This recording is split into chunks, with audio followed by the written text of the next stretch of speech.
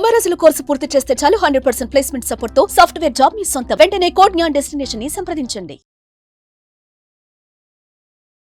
నమస్కారం అలగారి రవీంద్రనాథ్ గారు. నమస్తే అండి సిరి గారు. మరో దిశ లాంటి కేసుని మనం ఈ రోజు మేడ్చల్ ప్రాంతంలో జరిగిన సంఘటన ఏదైతే ఉందో ప్రజలందరినీ కూడా తీవ్ర దిగ్భ్రాంతికి అలాగే భయాందోళనకి గురి చేసింది అని చెప్పొచ్చు.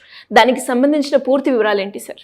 కేసు పూర్తి వివరాలు అంటే మనకి ఇప్పుడు అందినటువంటి ఇన్ఫర్మేషన్ ప్రకారం మనం తెలుసుకుంది ఏంటంటే Medchal outer ring road, Kandlakoya దగ్గర ఔటర్ రింగ్ ఉంటుంది. ఆ ఔటర్ రింగ్ రోడ్ దాటితే మేడ్చల్ వస్తుంది. మేడ్చల్ నుంచి టువర్డ్స్ మరలా మనం గట్కేసరికి వెళ్ళే రోడ్ అంటే వరంగల్కి వెళ్ళే రోడ్డు వైపు మేడ్చల్ నుంచి జస్ట్ ఒక 5 to 10 కిలోమీటర్స్ డిస్టెన్స్లో మునీరాబాద్ అని ఒక ఊరు వస్తుంది. అది హైవే అంటే ఔటర్ రింగ్ రోడ్ ఫేసింగ్లో ఉంటుంది. ఆ మునీరాబాద్ కూడా సర్వీస్ రోడ్ ఉంటుంది. ఔటర్ రింగ్ రోడ్ కింద సర్వీస్ రోడ్డు, ఆ పక్కనే మునీరాబాద్ పరిధి ఉంటుంది. యాక్చువల్గా ఆ మునీరాబాద్ కిందన అండర్ పాస్ కిందన యాక్చువల్గా outer ring road under pass కిందన నిన్న ఒక దృశ్యాన్ని కొంతమంది చూశారు. అందులో ఏంటంటే ఒక వివాహితటువంటి స్త్రీ ఆమె చనిపోయినటువంటి కాలుతున్నటువంటి కొన్ని భాగాలు చూసి ఇమీడియట్గా దగ్గరలో ఉన్నటువంటి పోలీస్ స్టేషన్ కొంతమంది ఇన్ఫర్మేషన్ ఇవ్వడంతో హడావుడిగా పోలీసులు వెళ్ళి చూసేసరికల్లా ఒక వివాహిత స్త్రీ చనిపోయినట్టుగా గుర్తించడం జరిగింది. అంటే ప్రధానంగా అక్కడ ఉన్నటువంటి గుర్తుల ప్రకారం చూసినట్లయితే ఆ గుర్తులు ఏవైతే ఉన్నాయో ఆమె కాలిక మట్టెలు ఉన్నాయి అంటే అది తప్పనిసరిగా ఒక వివాహిత స్త్రీ అని ఒక ఇండికేషన్ తెలుస్తోంది. ఇది కాకుండా ఆమెకు సుమారుగా 20 నుంచి 25 ఏళ్ల వయసు ఉండొచ్చు అని అనుకుంటున్నారు. అక్కడ ఉంటే అదంటే ప్రాథమిక విచారణ ప్రకారంగా తెలిసిన ఇన్ఫర్మేషన్ ప్రకారం అయితే ఒక 20 నుంచి 25 సంవత్సరాల వయసులో ఉంటుంది. ప్రధానంగా ఈ ప్రాంతానికి సంబంధించిన వ్యక్తి అయి ఉండొచ్చు అని సస్పెక్ట్ చేస్తున్నారు.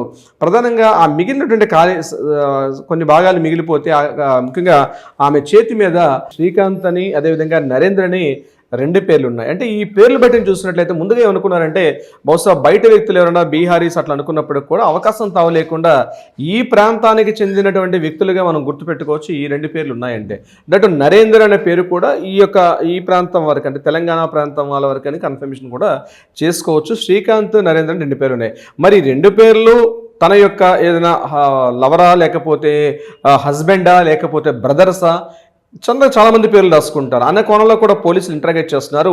ముఖ్యంగా ఇటీవల కాలంలో ఈ పరిసర ప్రాంతాల్లో ఏమైనా మిస్సింగ్ ఉంటే పోలీసులు ఏం చేస్తారంటే ఇట్లాంటి అనుమానాస్పద మృతి కిందకు వచ్చేటప్పుడు సమీప ప్రాంతంలో కానవాళ్ళ ప్రకారం ఏమైనా మిస్సింగ్ కేసులు ఏమైనా పోలీస్ స్టేషన్లో ఏమైనా ఇన్ఫర్మేషన్ వస్తే వాటిని కూడా ఎంక్వైరీ చేసే పనిలో ఉంటారు పోలీసులు. ఇదేమన్నప్పుడు కూడా ఒకప్పుడు దిశ కేసు మన 2019లో ఏదైతే దిశ కేసు చూసామో అదే తరహాలో ఈ కేసు కూడా ఎలా జరిగిందంటే పూర్తిగా అండర్ పాస్ కింద పెట్టి ఆ అమ్మాయిని పెట్రోల్ పోసి కాల్ చేశారు. అక్కడ అంటే ఆ మొహం మీద గట్టిగా బండరాయితో మోది చంపేశారు. చనిపోయిన తర్వాత ఆ మిగిలిన దేహం మీద కూడా పూర్తిగా ఆ పెట్రోల్ తీసి కాల్ చేసినటువంటి ఆనవాళ్ళు అయితే అక్కడ కనిపించి ఈ మృతదేహాన్ని గాంధీ హాస్పిటల్ పట్టుకెళ్ళి మిగిలినటువంటి పోస్ట్ మార్టం మీద తీసుకెళ్తున్నారు. పోలీసులు ఆ కోణంలో పూర్తిగా ఇంటరాగేషన్ చేస్తున్నారు. అయితే ఇక్కడ విషయం ఏంటంటే ఈ సంఘటన అర్ధరాత్రి పూట ప్రాంతం కూడా ఎలా ఉంటుందంటే ఔటర్ రింగ్ రోడ్లో కొన్ని ప్రాంతాలు చాలా వరకు అంత ఓపెన్గా కనిపిస్తున్నప్పటికీ కూడా ఈ మునీరాబాద్ ప్రాంతం అంత ఎక్కువగా జనసాంద్రత అంటే జనాలు ఎక్కువగా తిరుగుతున్న ప్రదేశం అయితే కాదు. కంప్లీట్గా మేడ్చల్ నుంచి టువర్డ్స్ ఈస్ట్ వైపు వెళ్ళినట్లయితే మనకి ఆ గట్కేసరి అటు వెళ్ళే రోడ్ అంటే ఇంకా మనం షామీర్పేట రోడ్డు కానీ బిఫోర్ వస్తుంది. యాక్చువల్గా మనకి మేడ్చల్ రింగ్ రోడ్ కండ్లకోయ అయితే నెక్స్ట్ రింగ్ రోడ్ మనం ఎక్కడ దిగాలంటే షామీర్పేట దిగాల్సి వస్తుంది. షామీర్పేట రింగ్ రోడ్కి దీనికి మధ్యలో మనకి బైపాస్ మనకి ఎక్కడ మనకు కూడా ఎగ్జిట్ అయ్యే అవకాశం లేదు. నెక్స్ట్ ఎగ్జిట్ షామీర్పేట వస్తుంది. సో ఇది యాక్చువల్గా ఈ ప్లేస్ ఎక్కడ ఉంటుందంటే మేడ్చల్ జంక్షన్ నుంచి జస్ట్ ఒక 5 కిలోమీటర్లు 6 కిలోమీటర్లు వెళ్ళంగానే మునీరాబాద్లో వస్తుంది.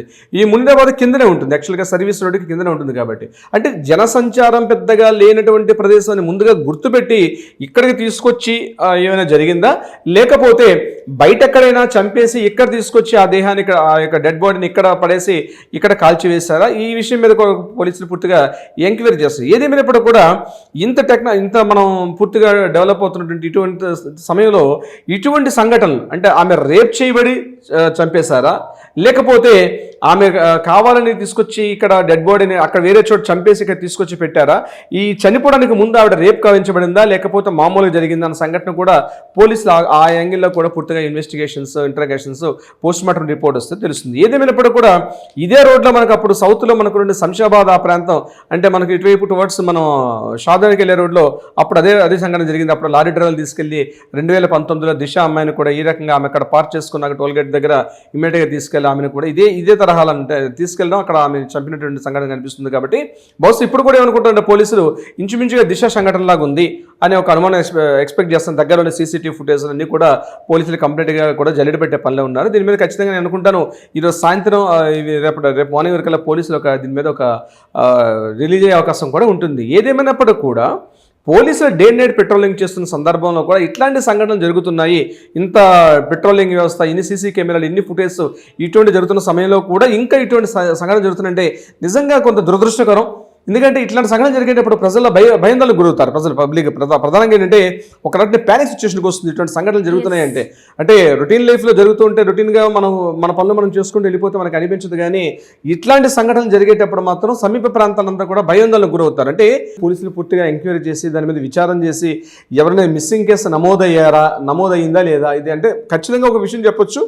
ఈ పేర్లు బట్టి చూసినట్టయితే మాత్రం ఆ వివాహిత ఈ పరిసర ప్రాంతాలు ఏదైనా దగ్గర గ్రామానికి కావచ్చు లేదా సిటీ వ్యక్తులు కావచ్చు అని మాత్రం ఒకటి మేజర్గా అనిపిస్తోంది. ఏదేమైనప్పటికీ కూడా ఇంకోటి ఆమె మ్యారేజ్ అయినట్టుగా కూడా ఆమె కాళ్ళకు ఉన్నటువంటి మట్టిలు బట్టి చెప్తున్నారు.